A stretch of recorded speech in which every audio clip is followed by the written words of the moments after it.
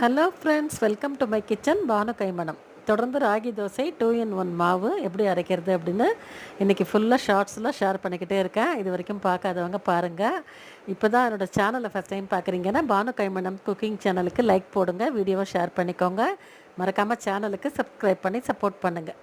இந்த மாதிரி weight loss பண்ணுற டயட் ரெசிபி, ஹெல்தி ரெசிபி எல்லாமே, மில்லட் ரெசிபி எல்லாமே தொடர்ந்து ஷேர் பண்ணிக்கிட்டே இருக்க போகிறேன்.